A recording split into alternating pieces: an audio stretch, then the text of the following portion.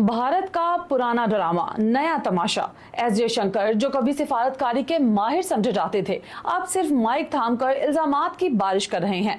पहलगाम हमला हो या ऑपरेशन सिंदूर, सच सिर्फ इतना है कि भारत खुद अंदर से खोखला हो चुका है और पाकिस्तान पर शोर शराबा बस आवाम को बहलाने का एक तरीका है। मैं हूं नादिया नकवी और आज विजन पॉइंट पर हम करेंगे एक गैर मामूली तज्जिया। ना सिर्फ जयशंकर के बयान का पोस्टमार्टम बल्कि भारत के इस दोगले बयानिए को भी बेनकाब करेंगे, जो कश्मीर को मौशी हथियार और जंग को इलेक्शन का नारा बनाना चाहता है। तैयार रहें, क्योंकि आज भारत के नापाक अज़ाइम से पर्दा चाक होगा। जब सियासतदान मैदान जंग को अल्फाज का खेल बना ले तो समझ जाएं कि शिकस्त सिर्फ सरहद पार नहीं बल्कि अंदर भी हो चुकी है। भारतीय वजीर खारजा एस जयशंकर का ताजा इंटरव्यू एक सियासी बयानिए की लाश को वेंटिलेटर पर रखने की कोशिश है।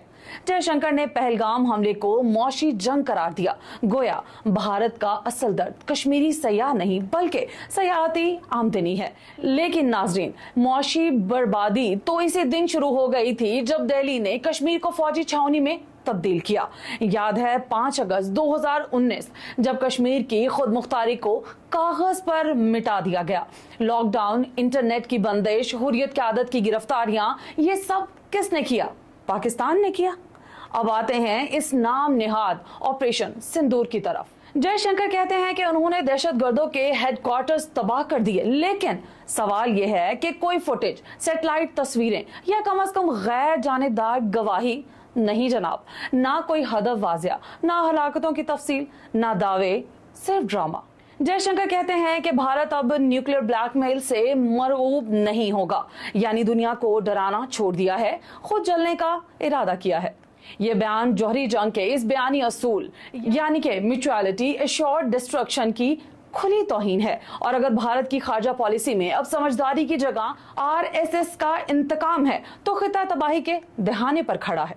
मोदी सरकार ना तो आलमी सतह पर कामयाब हुई, ना ही कश्मीर में कुछ हासिल कर सकी। मुआशी मैदान में भी मोदी सरकार कोई खुशखबरी ना दे पाई। ऐसे में जयशंकर की जुबानी गोलाबारी महज इसलिए है कि कहीं इन्हें कुर्बानी का बकरा ना बना दिया जाए, क्योंकि मोदी के दरबार में कसूरवार हमेशा दूसरा होता है। आज जयशंकर पाकिस्तान पर प्रॉक्सी का इल्जाम लगाते हैं, लेकिन माजी याद दिलाऊं, मक्ती बाहिनी को किसने मुसल्लह किया? तामिल टाइगर को कब भारत ने मदद दी? बलूचिस्तान में तखरीबकारी के लिए कुलभूषण कहां से आया?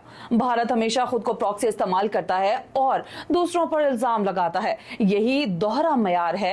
एस जयशंकर के बयानात इनके मतलब की तर्जमानी नहीं करते, बल्कि एक ऐसे बयानिए की मौत का ऐलान है जो सिर्फ मोदी सरकार की सियासत के लिए जिंदा रखा गया है।